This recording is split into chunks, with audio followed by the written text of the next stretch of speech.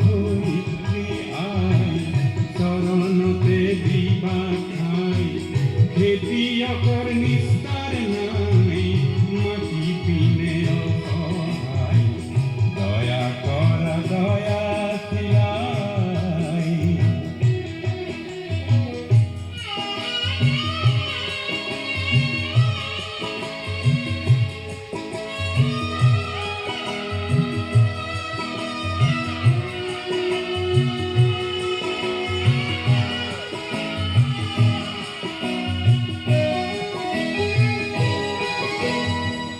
ৰোদ বৰষুণ কাটি কৰি ঘাম পেলাই চাহ কৰি তোমাৰ বুকুৰ কোন চাপাম আনে নিয়ে কাঢ়ি ধৰিত্ৰী আই মোৰ আমাক তুমি নেৰিবা তোমাৰ চেনে দিনে আমি নিৰুপাম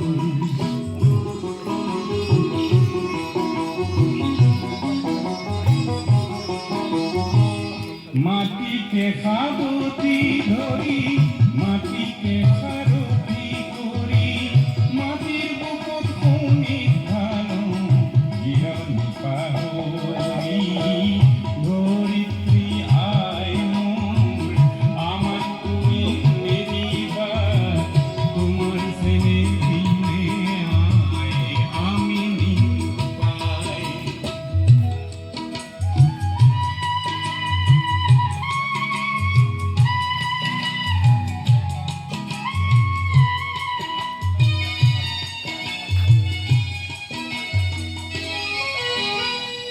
মই হলো মাউৰা ল'ৰা মোৰ আই নাই কাকো ধৰিত্ৰী তুমি হবা আই মই হলো মাউৰা ল'ৰা মোৰ আই নাই কাকো ধৰিত্ৰী তুমি হবা আই মাটি আৰু খেতিয়কৰ সমান আছে যুগ যুগৰ কৃষক মাটি মিলনত দিয়ে অন্তৰ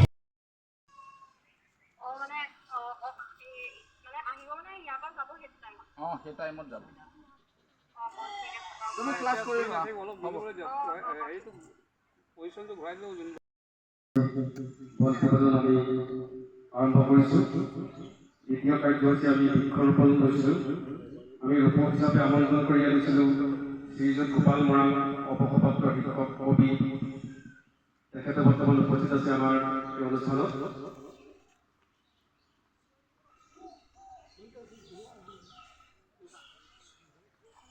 তললৈ দে অঁ হৈ যাব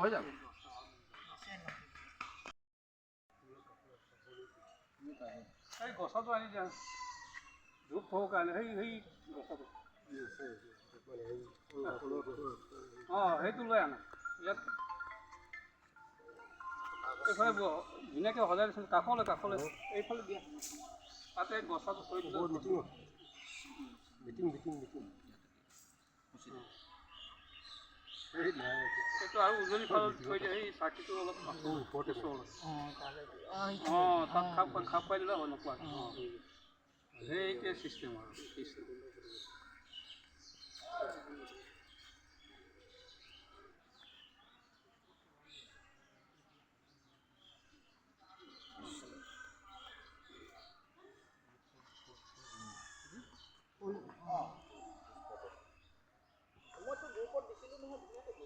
ধনবৰ নামৰ কবিতাটো তাৰ প্ৰথম ক্লাছত সেই ধনবৰ আমি পঢ়ুৱাইছিল আমাক সুন্দৰভাৱে দিয়ে সাৱলীলভাৱে দিয়ে কিন্তু মানুহজনক দেখিলে ইমান সুন্দৰকৈ যে ব্যাখ্যা দিব পাৰিব পাঠদান কৰিব পাৰিব ধৰিবলৈ টান কিন্তু যেতিয়া তেখেতে আৰম্ভ কৰে শেষ হ'লেহে বেয়া লাগিছিল কাৰণ বেল পৰিলে যাবই লাগিব গতিকে তেখেতে ইমান সুন্দৰকৈ ইমান এটা মাত্ৰ কবিতা নামেই কৈছোঁ যে ভালেখিনি অসমীয়া বিষয়বিলাক পাহৰিছোঁ তেতিয়া ৭৬ চনত পঢ়া কথা পাহৰিছোঁ সেই পাঠ্যপুথিও এতিয়া নাই ভাল লাগিছে আৰু ছাৰ অকল শিক্ষকেই নহয়, কলেজতো তেখেতে সংগঠনমূলক কাম কৰিছিল।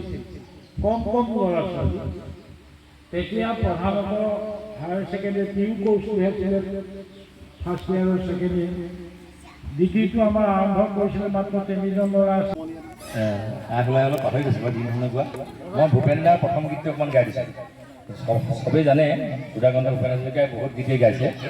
তাৰ ভিতৰত তেখেতে নিজে তিনি 10 বছৰ বয়সতে গীত এটা লিখিছিলে, লিখি পেলাই সুৰ দিলে। সুৰ দি পেলাই নিজৰ বায়েক ভনীয়ে বহুতো তেওঁলোকৰ 9টা ল'ৰা ছোৱালী গোটেইবোৰৰ লগত একেলগে গালে যদি তেওঁ ৰেকৰ্ডিং নকৰিলে গীতটো। মই জীৱন্ত কালত তেওঁ বহুতবাৰ সুধিছোঁ, তেওঁ নিজেই সুৰটো পাহৰি যায়। আকৌ এবাৰ তেওঁৰ ভায়েক বলেন হাজৰিকা মোৰ লগত গৈছিলে, তেওঁ সুধিছে তোৰ মনত আছেনে বুলি। তেওঁ ঢুকালে, এতিয়া শ্বিলঙত আছিলে প্ৰফেচাৰতে। তাৰপিছত ভনীয়েকক সুদক্ষিণা বাইদেউক মই সুধিলোঁ, তেওঁ অলপ মনত আছে। এনেকৈ মনত থকা ভনীয়েকহঁতক গোটাই সুৰটো কমপ্লিট কৰি ডক্টৰ দিলীপ কুমাৰ দত্ত ঢুকালে, তেখেতৰ খুব ভাল সহযোগী আছিলে। আমেৰিকাতে আছিলে তেখেত, পণ্ডিত এজন, অংকৰ বিশেষকৈ পণ্ডিত আৰু অসমীয়া ভাষা সংস্কৃতিৰ লগত কাম কৰি থকা মানুহ। তেখেতে মোক উৎসাহ দিলে গীতটো কৰিবলৈ। ভূপেন দাৰ মৃত্যুৰ পিছত মই 2018 চনত গীতটো বাণী বন্ধন কৰিলোঁ। এই গীতটো পাবলৈ বৰ কঠিন আছিলে আগতে, এতিয়া সহজ হ'ব। মই ইউটিউব ভিডিঅ' দি দিছোঁ, চবেই শুনে। এইটো ভূপেন দাৰ জীৱনৰ প্ৰথমটো লিখা আৰু সুৰ দি গোৱা গীতটো আছিলে গুৰুজনাক লৈ লিখিছিলে। আৰু তেওঁ যিহেতু তেওঁৰ গুৰু আছিলে বিষ্ণু ৰাভা, তেওঁ নিজে কৰিছিলে, নিজে কোৱা মতে চবৰ পৰা তেওঁ সহায় পাইছিলে। জ্যোতিপ্ৰসাদ আগৰৱালা হওক, লক্ষ্মীনাথ বেজবৰুৱা বহুতে তেওঁক সহায় কৰিছিলে। হ'লেও তেওঁ নিজৰ গীতত বা হেৰিত প্ৰকাশ কৰিব বিচাৰে বিষ্ণু ৰাভাকে তেওঁ পূজ্য বুলি কৰিবলৈ বিচাৰে। আৰু বিষ্ণু ৰাভাই আকৌ যিজন মানুহক এটাকৈ শ্ৰদ্ধা কৰি সংস্কৃতিৰ দিশটোত আগবাঢ়িছিলে, সেয়া হ'ল শ্ৰীমন্ত শংকৰদেৱ গুৰুজনাক লৈ সেইদিনা ভূপেন দাই গীতটো লিখিছিলে। এনেই সুৰটো লিখা 10 বছৰতে লিখা তেজপুৰত। কুসুম্বৰ পুত্ৰ শ্ৰী শংকৰ গুৰুৱে ধৰিছিল নামৰে দান, নামৰে সুৰতে আনন্দত নাচিছিল পবিত্ৰ বৰদোৱা থান। মোৰ গুৰু ঐ পবিত্ৰ বৰদোৱা থান। অশেষ যাতনা ভুঞ্জিলা শ্ৰীশংকৰ, ধৰ্মৰ নামতে তুমি সকলো দুখলৈ পিঠি দিলা গুৰু। ধন্য অসম ভূমি মোৰ গুৰু ঐ, ধন্য অসম ভূমি। নামঘৰ সাজিলা ৰাইজক থাপিলা, একতাৰ আসনত আনি। ভাওনা শুনতে বৰগীত সুৱগা, প্ৰচাৰিলা দেৱবাণী মোৰ গুৰু ঐ, প্ৰচাৰিলা দেৱবাণী। এটুপি দুটুপি চকুলো হৰে মোৰ দুখানি চৰণ পাই।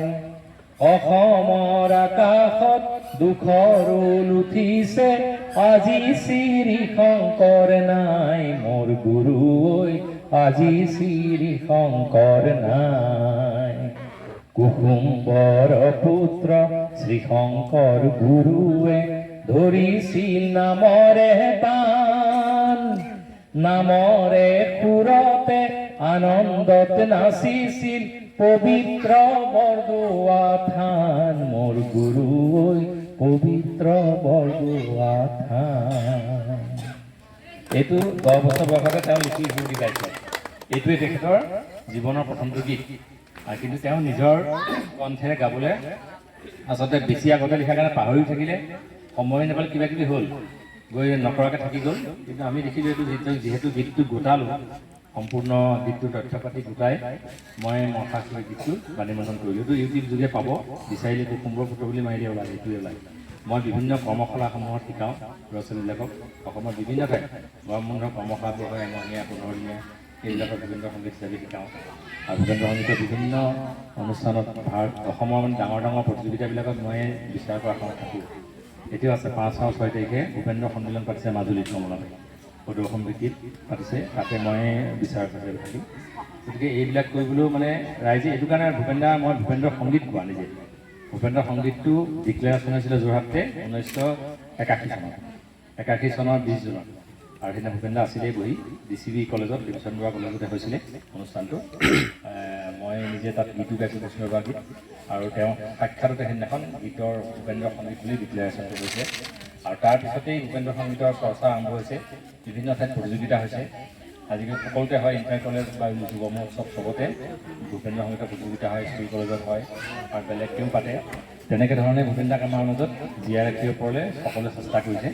গতিকে এই ভূপেন্দ্ৰ সংগীত মই প্ৰথমে গাইছিলোঁ। প্ৰথম বছৰতে 81 চনত প্ৰতিযোগিতা হৈছিল, মই যোৰহাটত গালোঁ, 2 বছৰ গালোঁ, গাই শ্ৰেষ্ঠ গায়ক হ'লোঁ। তাৰপিছত গোলাঘাটত পাতিলে, তাতো মই শ্ৰেষ্ঠ গায়ক হ'লোঁ। তাৰপিছত আৰু জইন কৰা নাই কম্পিটিশ্যন। তেনেকৈ ভূপেন্দ্ৰ সংগীত মই নিজে গাই পেলাই ৰাইজৰ আগলৈ আহি, তাৰপিছত তেওঁৰ লগত কাম কৰাৰ ইচ্ছা আছিল, তেওঁৰ লগত কাম কৰিলোঁ। কৰি মেলি এতিয়া তেখেতৰ গীতবোৰ চৰ্চা কৰি থকাৰ কাৰণে মানুহে চাগে বিচাৰ কৰিবলৈ মাতে আৰু ক'ৰবাত কৰ্মশালা কৰিবলৈ মাতে। সেইকাৰণে ছাত্ৰ ছাত্ৰীসকলৰ লগতে মই নতুন প্ৰজন্মক আৰু যোৰহাটৰ আশে পাশে থকা স্কুল কলেজবিলাকত মই বিনামূলীয়াকৈ প্ৰশিক্ষণ দিওঁ ভূপেন্দ্ৰ সংগীতৰ। এইটো জানেই, বহুত কলেজতো কৰিছোঁ, স্কুলবিলাকতো কৰিছোঁ। বিভিন্ন ঠাইত মই এইটো ভূপেন্দ্ৰ গীতবিলাকৰ চৰ্চা কৰাইছোঁ। মানে তেওঁলোকৰ স্কুলখনে অৰ্গেনাইজ কৰে, আমি গৈ পেলাই তাত শিকাইছোঁ আমি শনিবাৰ বা এনেকুৱা। গতিকে তেনেধৰণে আমি কাম চলাই আছোঁ। গতিকে মই পুনৰবাৰ আপোনালোকক ধন্যবাদ জনাইছোঁ এই অনুষ্ঠানলৈ মোক আমন্ত্ৰণ কৰি অনাৰ বাবে। এতিয়া আমাৰ মুখ্য কামহে আছে, মূৰ্তি উন্মোচন। মই যি হয় ভুলে শুদ্ধই ক'লোঁ, দুখ ডায়েৰীত নধৰিব খালি। আজিকালি বিদ্যা চব মোবাইলত গৈ ৰেকৰ্ড কৰা থাকে আৰু দি দিয়ে। মই মাজতে অলপ দিনৰ আগতে নামটি যোৱা বছৰ নামটি চাৰিআলিত এখন ভূপেন্দ্ৰ সংগীতৰ প্ৰতিযোগিতা পাতিছিলোঁ। তাত মই বিচাৰকৰ আসন আছিলোঁ, তাৰ লগতে মই বক্তব্যও ৰাখিলোঁ, গীত মাতো গালোঁ। সেইটো গোটেই ভিডিঅ'টো ইমান ভাইৰেল হ'ল, এতিয়া প্ৰায় 10 লাখ মানুহে চালে এই ভিডিঅ'টো। তাত কিন্তু কিছুমান মই অকণমান কাটিব পাৰিলোঁ, মই নাজানো লাইভ কৰি আছে যে এনেকৈ। পিছততো দি দিলে, এইটো তাৰে কোনো এজন সাংবাদিক এগৰাকীয়ে দিলে। এতিয়া মই দিয়াৰ কাৰণে বেয়া পোৱা নাই বাৰু, বহুত কথা মানুহে গম পাইছে। কিন্তু কিছুমান কথা মই অকণমান চেঞ্চৰ কৰিলোঁহেঁতেন যদি গম পালোঁহেঁতেন দিছে বুলি। এতিয়াও বহুতে আজিকালি দিয়ে, তাৰমানে উপায় নাই। জীৱন্ত কিংবদন্তীজনৰ লগত কাম কৰাৰ মতে অভিজ্ঞতা হ'ল আৰু কলিকতাত তেখেতৰ বাসগৃহত গৈ তেতিয়া থাকোঁ, গানৰ অনুশীলন হয়, এইবিলাক কৰোঁ। গতিকে তেনেধৰণে বিভিন্নজন শিল্পীৰ লগত কাম কৰিলোঁ, কৰি আজি এইখিনি পাইছোঁহি। আৰু আপোনালোকেও আজি সেই বুলিয়ে চাগে মোক মাতি দিছে। মই অন্যান্য সাংস্কৃতিক দিশৰ লগতহে বেছিকৈ জড়িত, গতিকে মই এজন সামান্য সাংস্কৃতিক কৰ্মী। মই সেইকাৰণে কৈছোঁ, এনেকুৱা মূৰ্তি আদি উন্মোচন কৰে আচলতে মন্ত্ৰী MLA বৰবৰীয়াসকলে। কিন্তু মোক এই ভাগ কৰ্ম দিয়াৰ কাৰণে মই তৰুণ লয়নকে ধৰি পৰিয়ালৰ তেখেতৰ গোটেই পৰিয়ালবৰ্গক বা এই অঞ্চলৰ সকলো ৰাইজকে মই ধন্যবাদ জনাইছোঁ। কাৰণ মই আজিলৈকে মূৰ্তি উন্মোচন কৰা নাই। সঁচা কথা ধৰি গান বাজনা বহুত কৰিছোঁ, অনুষ্ঠান ধেৰ কৰিছোঁ, নাটক, থিয়েটাৰ, চিনেমা কৰিছোঁ বহুত। কিন্তু এইটো কাম মই কৰা নাই। মোৰ হাতে আজি প্ৰথম মূৰ্তি ভাগ উন্মোচন কৰিবলৈ মই আপোনালোকৰ ঠাইলৈ আহিলোঁ। আহি আপোনালোকক কি ক'লোঁ দুআষাৰ, এনেই মই বক্তা নহয়, এনেই কথা কৈ যাওঁ। মানুহৰ লগত কথা পাতি ভাল পাওঁ আৰু মানুহৰ লগত গণসংযোগৰ মানুহ যিহেতু মই গণসংযোগ কৰি ভাল পাওঁ। এইটো মনত থাকি যাব। এই গুলুং টেমেৰা অঞ্চলৰ এই মিচিং সম্প্ৰদায়ৰ ৰাইজৰ লগত থকা এই সময়খিনি আমাৰ মনত থাকি যাব। আৰু বহুতক মই ক'মগৈ বেলেগত গৈ, এই মানুহজনৰ বিষয়ে ক'ম মই, কাৰণ এই মানুহজনৰ বিষয়ে মই পঢ়িলোঁ। এতিয়া পঢ়ি পেলাইহে মই গম পালোঁ গোটেই কথাখিনি, তেখেতৰ গোটেই সৃষ্টি আজি আৰু তেখেতৰ যিখিনি কৰ্ম আজি সেইখিনি আমাৰ জ্ঞাত হ'ল। আৰু গতিকে আমি বেলেগত গৈ আকৌ ক'ব পৰা হওঁ এনেকুৱা এজন ব্যক্তি যে আছে। গতিকে সেইকাৰণে ভাল লাগিলে আপোনাসকলৰ লগত থাকি। আৰু এটা গীত কৈছে ঘোষকে কৈছিলে, মহেন্দ্ৰ হাজৰিকা যিজন গায়ক আছিলে, মই তেখেতক প্ৰথম গীত গাবলৈ আগবঢ়াই আনিছিলোঁ। তেখেতৰ ঘৰ এনেকুৱা গাঁও এখন, শিৱসাগৰৰ পৰা ভিতৰলৈ যাবলৈ বাট নাই। তেতিয়া তাত সাঁকোডালহে আছিলে, মই সাঁকোদিহে গৈ তাক লৈ আহিছিলোঁ। আনি কলিকতালৈ লৈ গৈ গীত ৰেকৰ্ডিং কৰালোঁ। ভূপেন্দ্ৰই এটা গীত গালে, সঁচা মানৱতা, ময়ে গাইছিলোঁ গৈ। আৰু তাৰপিছতো তেওঁ বহুত 10টামান কেছেট ময়ে কৰিছোঁ তেওঁ। এইখিনি প্ৰথম গোটেই। তাৰপিছত তেওঁ অকণমান ধাৰাটো বদলি কৰিলে, বিহুচুৰীয়া গীতবোৰ গাব ল'লে। কিন্তু যিখিনি গীতৰ কাৰণে আজিও তেওঁ মানুহৰ মনত আছে, সেইখিনি হ'ল প্ৰথম গীতখিনি। ঠিকনা বিহীন, কথাৰ চন্দ্ৰেৰে, স্বদেশৰ বাতৰি, এনেকৈ বহুত গান মই তাত গাইছোঁ, বহুত গীত। গতিকে সেইজন গায়ককো আমি উলিয়াই আনিছিলোঁ। আজি তেখেতে প্ৰতিষ্ঠিত এজন গায়ক। গতিকে মই শেষত বিশেষ একো নকওঁ, গান গাবলৈতো কয়, মানে মই মুখলৈ ঢেঁকী স্বৰ্গলৈ গ'লেও ধান বানে বুলি কয়, গতিকে মই যলৈকে যাওঁ ইয়াত বুলি কথা নাই, গীত এটা গাবলৈ গ'লে ভাল পাওঁ। আৰু আমাৰ কাৰণে কিবা বল শিকাৰী কথা বা অমুক লাগিব তমুক লাগিব নালাগে, কিবা বাদ্যযন্ত্ৰ থাকিলে নাথাকিলেও নাই, কিন্তু আমি ৰাইজৰ লগত সদায় থকা মানুহ, ৰাইজৰ লগতে মিলি গীত মাত কৰি থাকোঁ, গতিকে তেনে কৰিবলৈ বেয়া নাপাওঁ, ভালেই পাওঁ। যিটো গীতৰ কথা কৈছে আকৌ যদি যাব লাগে শৰাইঘাটলৈ, খুব জনপ্ৰিয় গীত, সকলোৱে জানে। ভূপেন দাৰ নিজৰ গীতবোৰ যদিও নিজৰ নাছিলে গীতটো, কিন্তু নিজৰ গীততকৈও জনপ্ৰিয় হ'ল। আজিও এই কা আন্দোলনলৈকে যেতিয়া মানুহ গোটেই লাখ লাখ মানুহ ওলাই আহিছে ৰাস্তাত, এইটোৱে গীত গাইছে। গতিকে এই গীতটো ইমান জনপ্ৰিয় হ'লে ভবা নাছিলোঁ সেই সময়ত, সেইকাৰণে সেই গীতটোকে অকণমান গাই দিছোঁ। আকৌ যদি যাব লাগে শৰাইঘাটলৈ, লুইত পাৰৰ ডেকা বন্ধু নেথাকিবাৰৈ,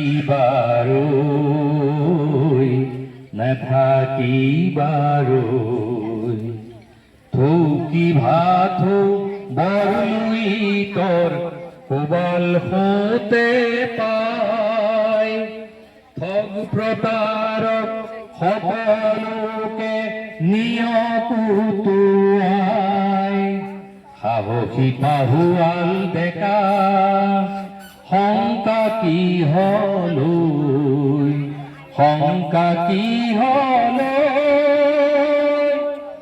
আকৌ যদি যাব লাগে শৰাইঘাটলৈ,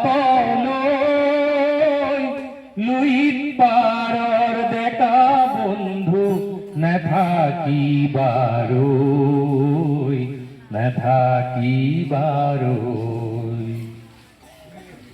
দিশে দিশে চুকে কোণে দানৱতাৰ গান, সৰলতা মানৱতাই আজি ম্ৰিয়মান, দিশে দিশে চুকে কোণে দানৱতাৰ গান, সৰলতা মানৱতাই আজি ম্ৰিয়মান, শোকাতুৰা আইৰ চকুলো, শোকাতুৰা আইৰ চকুলো, চাবা কেনেকৈ,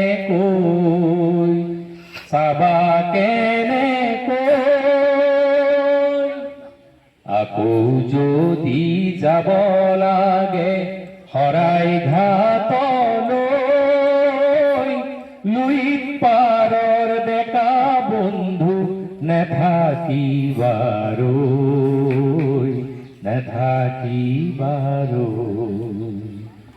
এইটোৱে গীত আপোনাক গাই শুনালোঁ। ইয়াতো মোৰ এজন বহুত পুৰণা বন্ধু আছে, ললিত লৈ, এতিয়া মাতিছিলোঁ ফোন কৰি, দৌৰণে লগাই দিছিলে, কিন্তু তেখেতৰ ভৰিত কিবা এটা হৈছে, সামুকীয়া বোলে অপাৰেশ্যন কৰিব লাগিব, আহিবলৈ অসুবিধা, নহ'লে মোৰ লগত আহিলে মই কেইবাবাৰ তেওঁক গুৱাহাটীলৈ ৰেকৰ্ডিং কৰিবলৈ লৈ গৈছোঁ। খুব ভাল বিহুগীত লিখে, অন্য গীতো লিখে, মই গাইছোঁ তেওঁ লিখা, মিচিং আৰু অসমীয়া ভাষাত মিলাই লগা গীত আমি গাইছোঁ, বিহুগীত বিমান বৰুৱাই গাইছে, মই গাইছোঁ একেলগে। সেই ললিত লৈ আজি অহা ভালেই লাগিলে, তেওঁ আমাৰ লগত কাম কৰা গীতটো। আৰু বিভিন্নজন আছে, আমাৰ গোগামুখা আছিলে আপোন আমাৰ গণেশ ডেগুৰি ডাঙৰীয়া, তেখেতৰ লগত মোৰ ভাল আছে।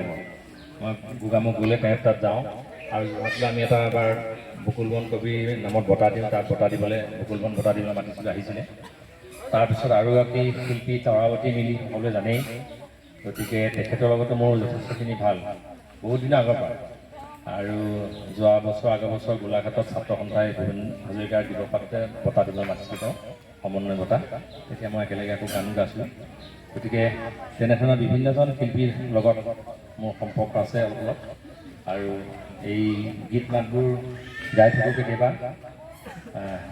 ভুলে শুদ্ধই গাওঁ, যেনেকৈ অসমীয়াতে ক'লে বেছি শব্দটো ক'লে ভুলো হ'ল, কিন্তু ভূপেন দা ইমান ধুনীয়াকৈ গান গাই গ'ল, বোলো মিচিং দেখাতি, গোটেই মিচিং সমাজ প্ৰতিফলিত কৰিছে গানটো, হয় নে আপুনি নিজে ক'ব। বজালি যে পেম্পাতি, সুৰেৰে সজালি দেখোন দিচাং মুখৰ নিশাতি, নিবুগালোক চোলাতি পেৰে ৰম্বাং চাদৰখন বুকুতে বান্ধিলি, মূৰত এখন বুমেৰ দি গামোচা তিলি আৰু তোৰে পুৰুষ দেহাতে ফুটি ফুটি উঠিছে সেউজ ৰঙৰ জীয়া জীয়া পহি নিতন্তি। গতিকে গোটেই মিচিং সমাজখন তাত প্ৰতিফলিত হৈছে। এইজনেই ভূপেন দা আছিল। গতিকে প্ৰত্যেকটো জনগোষ্ঠী বা সকলোতে তেওঁ গাইছিলে। মই অলপ দিন আগতে তেখেতৰ জন্মদিন আমি সদায় উদযাপন কৰোঁ ডাঙৰকৈ। আমাৰ এটা অনুষ্ঠান আছে ভূপেন হাজৰিকা আন্তৰ্জাতিক ফাউণ্ডেশ্যন, তাত তেওঁৰ পুতেকো আছে, পৰিয়ালৰ মানুহবোৰ আছে। এইবাৰ আমি অৰুণাচলত কৰিলোঁ। অৰুণাচলত তেখেতৰ বহুত অৱদান আছে। তেওঁলোকে জাতীয় সংগীতটো তেওঁৱে লিখা, অৰুণ কিৰণ শীষ ভূষণ কণ্ঠেৰ হিমকি ধাৰা, সেইটো তেওঁলোকে গায় প্ৰত্যেক মেলে মিটিঙে। আমাৰ যেনেকৈ সমূহ আপোনালোকে গায় তেনেকৈ গায় আৰু তেওঁ বৰ ভাল পায়। এইবাৰ আমি তাত অনুষ্ঠান কৰিবলৈ গৈ গম পালোঁ যে কিমান ভাল পায় অৰুণাচলৰ মানুহে। গতিকে তেনেকুৱা এজন মানুহ। এইসকল পুৰুষ সদায় মানুহৰ নমস্য হৈ থাকিব। যেনেধৰণে এই অঞ্চলত আপোনালোকৰ এই মানুহজন টংকেশ্বৰ লুইং, তেখেতক আপোনালোকে ইমান দিনে ধুনীয়াকৈ জীয়াই আজি মূৰ্তিটো তেওঁক আৰু জীৱন্ত কৰি তুলিব। এই মূৰ্তিটো দেখিলেই তেওঁলোকৰ মনত পৰিব বা উঠি অহা প্ৰজন্মই ইয়াত গম পাব যে এজন কোন আছিলে। মই যেনেকৈ আজি ইমান দিনৰ পিছতো তেখেতৰ বিষয়ে পঢ়ি আকৌ গম পাইছোঁ, তেনেকৈ উঠি অহা প্ৰজন্মই তেওঁৰ বিষয়ে পঢ়িব আৰু তেওঁৰ বিষয়ে জানিবলৈ পালে আৰু উৎসাহিত হ'ব। সেইকাৰণে আচলতে প্ৰয়োজন এনেধৰণৰ লোকসকলক শ্ৰদ্ধা জনোৱাৰ আৰু এনেধৰণৰ লোকসকলক মানুহৰ মাজত সদায় জীৱন্ত কৰি ৰখাৰ। গতিকে বিশেষ মই দীঘলীয়া নকৰোঁ। মই আপোনালোকৰ লগত দুই এটা গান বান গাই দুখ ফুটি লগালৈ ক'ব নোৱাৰোঁ, ভুলে শুদ্ধই গাইছোঁ। গতিকে বেয়া কোনো ইনষ্ট্ৰুমেণ্ট বা বাদ্যযন্ত্ৰ নাই। মই এনেই মন গ'লে এনেও গাব পাৰি আচলতে গীতটো। গীতৰ কণ্ঠহে মূল, এইবোৰ বাদ্যযন্ত্ৰৰ লগত সংগতকাৰী। আজিকালি আকৌ বাদ্যযন্ত্ৰৰ মূল হৈ গ'লে গীত ক'বলৈ গ'লে এনেকুৱা হৈছে। গতিকে এনেকুৱা ৰঙানীলা লাইট ডাঙৰ ডাঙৰ চাউণ্ড ছিষ্টেমত নাগালেও একো নাই, ইয়াত ইকো নাই বা কিবা নাই, তথাপি আমি গাই দিছোঁ। তেনেকৈ আপোনালোকে শুনিছে, ভাল পাইছে বেয়া পাইছে বেলেগ কথা, কিন্তু এনেকৈও আচলতে পৰিৱেশন কৰিব পাৰি। গীতেই গীতৰ কথা, গীতৰ সুৰ, গীতৰ প্ৰকাশভংগী যদি ভাল হয় মানুহে তাতেই শুনে, একো বাদ্যযন্ত্ৰ নহ'লেও। গতিকে মই আপোনালোকৰ লগত থাকি ভাল লাগিলে, অতিকে আনন্দিত এই কামটো কৰাৰ কাৰণে। ভগৱানৰ ওচৰত প্ৰাৰ্থনা জনাইছোঁ যে আহি থকা দিনবোৰ সকলোৰে বাবে ৰঙীন হ'ব, উজ্জ্বল হ'ব। পুত্ৰ বন্ধু ইভাগ নহয়, এই কথাটো নকোৱা হ'লেও হ'লহেঁতেন যে মই নিমন্ত্ৰিত নাছিলোঁ, কিন্তু আকৌ বিশিষ্ট অতিথি আসনত বহি আহিল। কথাটো উল্লেখ কৰিলে মই আজি দিনটো বৰ পবিত্ৰ দিন বুলি মই নিজকে কৈছোঁ যে কমলগাঁও কলেজত প্ৰথম পঢ়িবলৈ যাওঁতে আমি লগ পাইছিলোঁ মোৰ প্ৰিয় শিক্ষাগুৰু টংকেশ্বৰ লুইংদেৱক। তেতিয়া প্ৰিন্সিপাল আছিলে প্ৰহণ গগৈ, প্ৰবক্তা আছিলে লক্ষীপ্ৰসাদ গোস্বামী, বীণা দত্ত, মহেন শইকীয়া, উষাৰঞ্জন ৰয়, ৰবি প্ৰফেচাৰ আহিছে পলিটিকেল চায়েন্সত। তেখেতে আহি পেলাই তেখেতৰ কিতাপ আমাক দিছে। তাত মই পঢ়ি দেখিলোঁ যে তেখেতে কানাডাৰ মেকগিল ইউনিভাৰ্চিটিত তেওঁ PhD কৰিছে। আৰু তেখেতৰ PhD থেচিছখন আছিলে যে ethnic mobilisation in North East India, special reference to Mising and Bodo, এনেকুৱা ধৰণৰ এটা আছিলে। আৰু তাত এই কিতাপখন যেতিয়া মই চালোঁ, তাত দেখিলোঁ যে তেখেতে তেওঁলোকৰ গৱেষণা টংকেশ্বৰ লুইঙৰ এই ৰাইটিং বিভিন্ন কিতাপৰ পৰা তেওঁলোকে উল্লেখ কৰিছে। অৰ্থাৎ টংকেশ্বৰ লুইং কেৱল অসমত সীমাবদ্ধ থকা নাই, গোটেই পৃথিৱীতে গৱেষকসকলৰ মাজত চিনাকি হৈছে। সেইটো দিশত আমাৰ জনগোষ্ঠীয় যিখিনি মুভমেণ্ট, ভাষাৰ পৰাই হওক বা আমাৰ ৰাজনৈতিক অধিকাৰৰ কাৰণেই হওক, বিভিন্ন দিশত তেখেতে যি ৰচনা কৰি থৈ গৈছে সেইবিলাক এতিয়া আমাৰ গৱেষকসকলে তেওঁলোকৰ গৱেষণা পত্ৰত উল্লেখ কৰিছে, থেচিছত উল্লেখ কৰিছে। গতিকে এইখিনিয়ে মই কৈছোঁ আৰু বেছি নকওঁ। সকলোখিনি তেখেতৰ ৰাইটিং আমাৰ হাতত আছে আৰু আপোনালোকেও সুবিধা পালে তেখেতৰ ৰাইটিং পঢ়িব আৰু পঢ়ি সেইবিলাক প্ৰচাৰ প্ৰসাৰ কৰিব বুলি মই আশা কৰি মোৰ দুআষাৰ বক্তব্য সামৰণি মাৰিছোঁ আৰু সকলো ৰাইজ আৰু শিল্পীবৃন্দলৈ মই কৃতজ্ঞতা জ্ঞাপন কৰিছোঁ। ধন্যবাদ। ধন্যবাদ ডক্টৰ দেৱাৰ্থ মৰাং ডাঙৰীয়া। ইয়াৰ পিছতে আমি এটা সাংস্কৃতিক সন্ধিয়া উপভোগ কৰিম। মই পোনপ্ৰথমেই আমাৰ অনুপম ভূঞা, তেওঁ বেষ্ট ছিংগাৰ আছিলে আমাৰ যোৰহাট কলেজৰ, আৰু পিছত তেওঁ যোৰহাট ডিষ্ট্ৰিক্টৰ আণ্ডাৰত কেইবাখনো কলেজ আছে, মোৰ দেন 12 কলেজেছ আছে, আৰু জুনিয়ৰ কলেজটো বহুতেই আছিলে। তাৰ ভিতৰতে তেওঁ বেষ্ট ছিংগাৰ লাভ কৰিছিলে, তেওঁ স্বীকৃতি পাইছিলে ৰাভা সংগীতক। মই তেওঁকে প্ৰথমতে সাংস্কৃতিক সন্ধিয়া আৰম্ভ কৰিবলৈ আহ্বান জনালোঁ। ধন্যবাদ।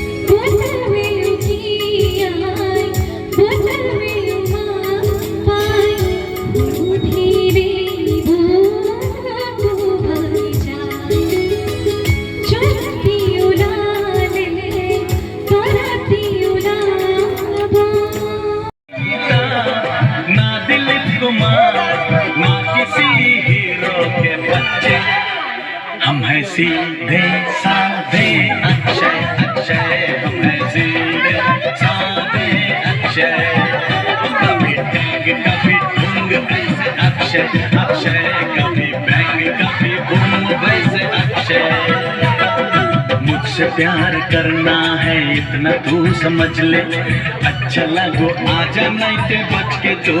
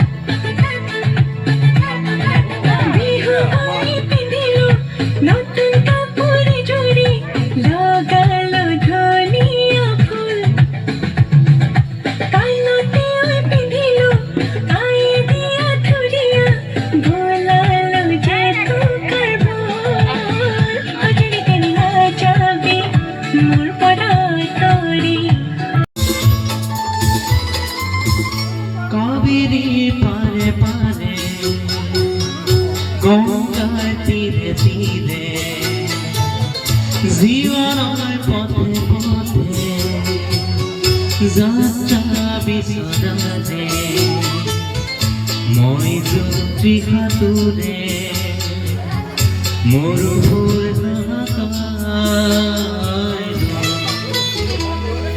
মায়া রূপালী সায়া হরণ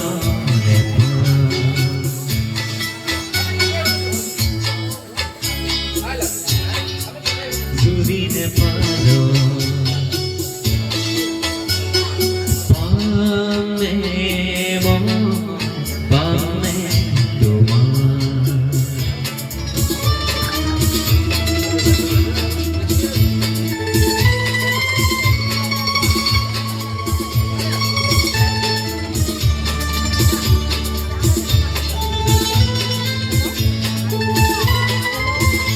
তুমি অজানতে ভগবানে তুমি জানো কান্তি প্রাণরাতরে কান্তি মই যুক্তি হাতুরে মরুভূয়ে হাহাকার মায়া রূপালী দোলা সায়া হরণ জির জির জির ঝুরিরে পারো পানে পানে